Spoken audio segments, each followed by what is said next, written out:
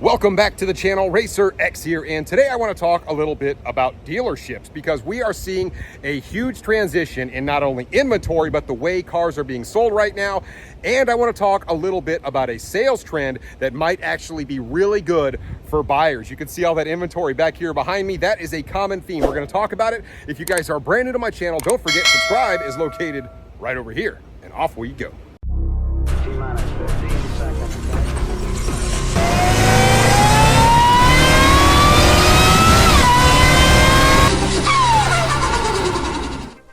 My partners over at Dream Giveaway are doing an epic contest right now on a two-car giveaway, both of them Hemi equipped, an old school and a new school offering, a 1971 Charger Super Bee and a 2023 Charger Hellcat that has been converted into a Hellbee. And boy, these things look absolutely fantastic. And right now, if you guys enter my code RacerX, you get double the entries for the same amount of money. So go check out Dream Giveaway. Their website is absolutely amazing. They're doing an awesome giveaway on a Demon right now as well. I've already entered for both of these two cars. I can't wait to see who wins. Matter of fact, if one of my subscribers wins one of these contests, I mentioned to you guys that I would do a dedicated video on you and your brand new car. I absolutely would love the opportunity to do it. So guys, if you haven't entered already, go to Dream Giveaway, enter RacerX, and enter to win. And I hope one of you guys gets to do a video with me. We are now 2 to 3 years removed from COVID, a worldwide epidemic. We know how bad it got. Certainly car inventory was highly impacted, as well as many other things. And if you are a car enthusiast and you were looking for a car during COVID, you could pretty much expect to be gouged. There was no inventory to be had out there. I remember looking for my Mustang. It was just one of those things that like you just couldn't find cars.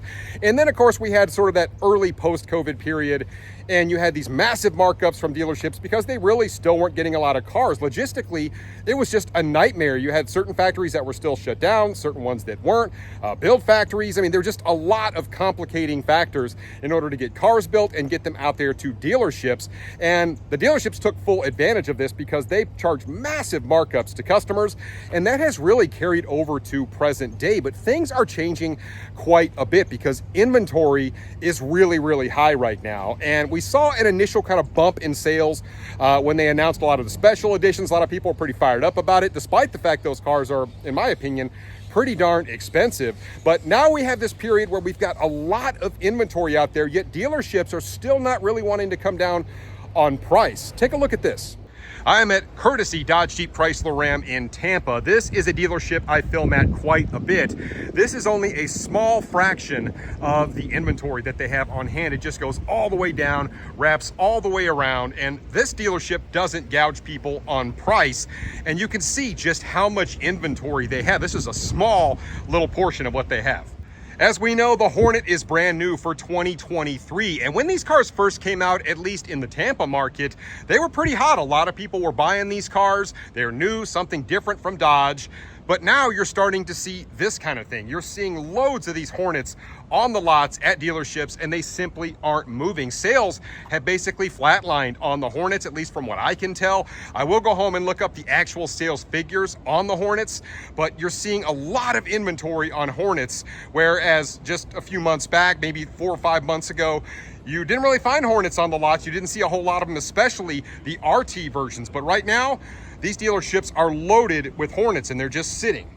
This isn't even one of the main holding lots for this dealership. Look at all these Rams. They've got tons of Jeep Grand Cherokees. I mean, they've got cars literally as far as you can see, and this isn't even one of their main holding lots. It's just impressive how much inventory is out there right now, yet it's still really hard to get a good deal on a car. So something has to give. If you're considering trying to buy a car right now, it's important to understand that the market is changing. I mean, go to any dealership right now and you're probably going to find a good amount of cars on the lot. I mean, inventory is heavy right now.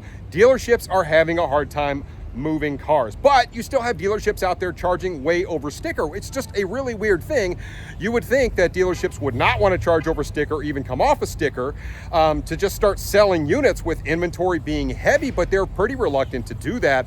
I talked to several of the managers, not only at this location, but other locations as well. And come to find out that there's not as much margin in these cars as there used to be. You would think there would, right? Because I mean, they're a lot more expensive. but actually they have less margin in them now than they used to. I didn't know that up until the point where I actually had them show me, and it was pretty glaring. Well, I'm starting to lose my light. I think I'm actually gonna head to the house so I can illustrate something for you guys.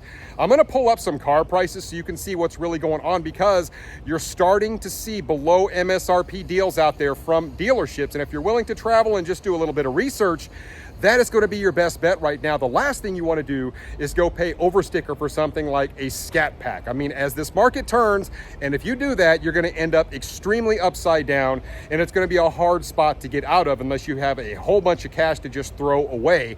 So I want to head to the house right now. We're going to pop up Auto Trader, maybe Car Gurus, look at a few prices to illustrate my point. It is now the next day. Truth be told, it got pretty late on me last night, but I wanted to get this video knocked out for you today. So I pulled up my computer, looked at a couple of different websites, one of which is called Good Car, Bad Car. I've used this site so many times in the past to track sales trends. And I like it because you can look at sales by month, by year. You can compare it to different models. There's so many things you could do with this site. No, this video is not sponsored by this site. I just thought I'd put it out there because you can look this stuff up for yourself. So the first thing I want to look at is the sales on the Hornet. Now, we didn't have anything to compare it to the previous year, right? I mean, we didn't get these cars into the lots until April of this year, but I want to put this up on the screen for you. So in April, you saw 877 units sold. That is total. And then May, 843, June, 877. So right there in that middle 800 range. And then you see a big drop off in July down to 562, 607, 584. We don't have the October numbers in there just yet, but only 4,350 worldwide units of the Hornet. That is pretty surprising to me, because when they first came out, I think a lot of us thought that they would sell a ton of these and kind of hoped they would sell a ton of these so that maybe they could give us another high horsepower offering here in the near future. We all know that they need to start stacking EPA credits, and this was one of the vehicles to hopefully help them do that. But they're not selling very many of these. I mean, to me, 4,350 units is not very many. And what that tells me is the Hornets are not selling. And now when you go to just about any Dodge, Jeep, Chrysler, Ram dealership, you see a ton of Hornets, and they're just kind of sitting there hanging out. So that is a little bit of a bummer. Next, let's take a look at the sales of the Dodge Challenger. And things start to become pretty clear in terms of a trend when you start looking at the sales of the Challenger in 2022 compared to 2023. So I'll put it up on the screen for you here. I'm actually going to go down to the sales figures by month and go down to 2022 and 2023. And as you can see at the beginning of 2022, 3,500 units again in February, a little uptick in March. And when you compare them to 2023, the numbers were right about the same for the first 3 months of the year, even a very slight uptick in 2023 for the first 3 months of the year. But you get out here in April and things start to change a little bit. You see the sales start to decline in April, the same thing in May, and then again in June. And take a look what happens here in July. And this is where things really start to get interesting. Look at how down the sales are starting in July. You get over to August, the exact same thing, versus 5609 versus 3834. The exact same thing as September. Now, we don't have the sales figures for October, but I would guess they are considerably lower than even this number right here. So look at the trend here, about the same, starting to go down right here, really going down in July, August, September. And then if you look at the US sales, something else really glaring. Just take a look here. Now, mind you, the first 3 months of this year, the sales figures were right about the same as they were in 2022. But look at this. Now, I realize that the numbers for October, November, December are not in yet. And yes, it will go up some, but it's going to be pretty drastic in terms of the numbers dropping off towards the end of this year compared to what they were in 2022. So that is just one of those things that you can just look at it. You can see what's happening right now, and everything in the market is starting to turn over. Even when you look at Dodge's sales as a whole, it's pretty glaring. Take a look at this. Here are the sales figures for 2022 and 2023 for Dodge as a company, vehicles all across the board. They actually were looking really good at the beginning of the year. Matter of fact, sales were up quite nicely at the beginning of the year in just about every month. I mean, January, February, March, I mean, they're looking really good. all the way up until the middle of the year. Then in July, something really weird happens. It's almost like somebody flipped a switch and it flip-flopped. Then you went from basically selling 20,000 units in 2022, and you see about a 25% decrease in sales all of a sudden. And it's really weird how that happened. And so July, August, September, sales all of a sudden are way down. So there was something that happened right in the middle of this year that's now causing these cars to basically just sit at the lot, pile up, and they're not being sold. So you can see it. It's right here in the trend. Now, when I started really digging into the numbers, something caught me really off guard because I fully expected to see a really sluggish sales trend across the board with all automotive manufacturers, especially when you compare like Dodge, Chevy, Ford, all that kind of stuff. Come to find out, when you look at, say, the sales of Chevrolet, their sales are actually way up, despite the fact that you've got, really high interest rates, the car prices are going up. I mean, Chevy is just getting it done each and every month. They are surpassing their sales figures that they achieved in 2022. That really did surprise me. I fully expected to see the exact same sales trend that Dodge had. And then when you jump over to Ford, the exact same thing. Ford is actually up in sales each month over 2022. No, they're not back there where they were in, say, 2019 pre-COVID. It will take a lot of work for the companies to get back to that level, but we are seeing an upward trend from both Ford and Chevrolet and a massive downtrend for Dodge. And that is a bit troubling because I really do love the Dodge brand.